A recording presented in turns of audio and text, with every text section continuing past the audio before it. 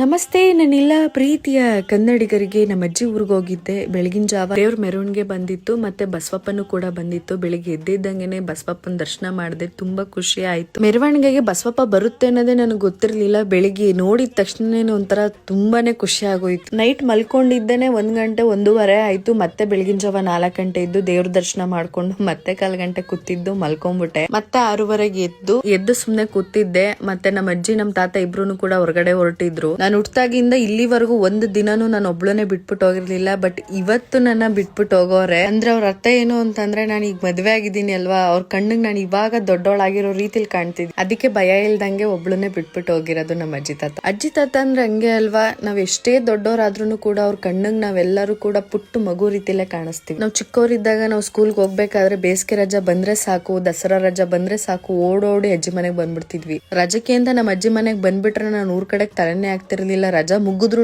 ಇಲ್ಲೇ ಇರ್ಬೇಕು ಅಂತ ಅಷ್ಟು ಅಡಿಕ್ಟ್ ಆಗ್ಬಿಡ್ತಿದ್ದೆ. ಈಗ ನನ್ ಯಾರು ಕೂಡ ಕಟ್ಟಕೋರಿಲ್ಲ, ಆರಾಮಾಗಿ ಹೋಗಿ ಆರಾಮಾಗಿ ಬರ್ಬೋದು. ಆದ್ರೆ ನಾನು ಅಲ್ಲಿಗೆ ಹೋಗಿ ಕುತ್ಕೋಬಿಟ್ರೆ ನನ್ ಗಂಡನ್ ನೋಡ್ಕೊಳ್ಳೋರು ಯಾರು, ನನ್ ಮಕ್ಳನ್ ನೋಡ್ಕೊಳ್ಳೋರು ಯಾರು, ಈ ತರ ಯೋಚನೆಗಳು ಬಂದ್ಬಿಡುತ್ತೆ. ಅವಾಗ ಅಯ್ಯೋ ಹೋಗೋದೇ ಬೇಡ, ಹೋದ್ರೆ 1 ದಿನ 2 ದಿನ ಇದ್ದಿ ವಾಪಸ್ ಬಂದ್ಬಿಡದ ಅನ್ನೋಂಗೆ ಅನ್ಸ್ಬಿಡುತ್ತೆ. ಅವ್ರೆಲ್ಲಾನು ಕೂಡ ನಿಭಾಯಿಸ್ಕೊಂತಾರೆ. ಆದ್ರೆ ನನಗೆ ಮನ್ಸು ಒಪ್ಪಲ್ಲ. ಮತ್ತೆ ನನ್ ಗಂಡನ ಅತಿಯಾಗಿ ಪ್ರೀತಿಸಿ ಮದುವೆ ಆಗಿರೋದ್ರಿಂದ ನನಗೆ ಬಿಟ್ಟಿರಕ್ಕೂ ಕೂಡ ಆಗಲ್ಲ. ನಮ್ಮ ಅವ್ರನ್ನ ಬಿಟ್ಟು ನಾನು 1 ನೈಟ್ ಕಳಿಯೋಷ್ಟೊತ್ತಿಗೆ 1 ವರ್ಷ ಕಳ್ದಂಗೆ ಫೀಲ್ ಆಗ್ಬಿಡುತ್ತೆ ನನ್ಗೆ. ಮತ್ತೆ ಅವರು ಕೂಡ ಕೆಲ್ಸಕ್ಕೆ ಹೋಗಿರ್ಲಿಲ್ವಂತೆ, ಅದಕ್ಕೆ ಬೆಳಿಗ್ಗೆ ಬೇಗನೆ ಬರ್ತೀನಿ ಅಂತ ಹೇಳಿದ್ರು. ಅಷ್ಟೊತ್ತಿಗೆ ನಾನು ನಾಷ್ಟ ಮಾಡ್ಕೊಂಡು ಕೂತಿದ್ದೆ. ಆಮೇಲೆ ನಮ್ಮ ಮನೆಯವ್ರು ಬಂದ್ರು. ನಮ್ಮ ಮನೆಯವ್ರನ್ನ ಕರ್ಕೊಂಡು ಸೀದಾ ಉಮಾಲಮ್ಮನ್ ದೇವಸ್ಥಾನಕ್ಕೆ ಹೋಗಿದ್ದೆ. ನಿಮ್ಗೆ ಗೊತ್ತು ಅನ್ಸುತ್ತೆ, ಅದು ನನ್ನ ಫೇವ್ರೆಟ್ ಸ್ಪಾಟ್ ಅಂತ. ಮನೇಲಿ ಅಡ್ಗೆ ಮಾಡ್ತಿದ್ರು, ಸೀಟ್ ಕಾವು ಬಿಡ್ತಿತ್ತು. ಅಲ್ಲಿ ಶೆಕೆ ಕುತ್ಕೊಳಕ್ ಆಗಲ್ಲ, ಒಂದ್ ಸ್ವಲ್ಪ ತಣ್ಣಗಿರತ್ತವ್ ಕುತ್ಕೊಳ್ಳೋದ ಅನ್ಬಿಟ್ಟು ಉಮಾಲಮ್ಮನ್ ದೇವಸ್ಥಾನ ಹತ್ರ ಕೂತಿದ್ವಿ. ಹಾಗೆ ಬಟ್ಟೆ ತಗೋಬಾರದ ಅಂತ ಅನ್ಬಿಟ್ಟು ಕೇಮ್ ದೊಡ್ಡಿಗೆ ಬಂದು ಬಟ್ಟೆ ತಗೊಂಡು ಹಾಗೆ ಮತ್ತೆ ವಾಪಸ್ ಮನೆಗ್ ಬಂದು ನಾನು ಸ್ನಾನ ಮಾಡ್ಕೊಬೇಕಿತ್ತು. ತುಂಬಾನೇ ಶೆಕೆ ಇತ್ತು, ನಂಗೆ ಶೆಕೆ ತಡ್ಕೊಳಕ್ ಆಗಲ್ಲ. ಅದಕ್ಕೆ ತಣ್ಣೀರ್ ಸ್ನಾನ ಮಾಡ್ತಿದ್ದೆ. ಅಷ್ಟೊತ್ತಿಗೆ ನಮ್ಮ ಅಜ್ಜಿ ಚಿಕನ್ ಸಾಂಬಾರ್ ಮಾಡ್ತಿದ್ರು.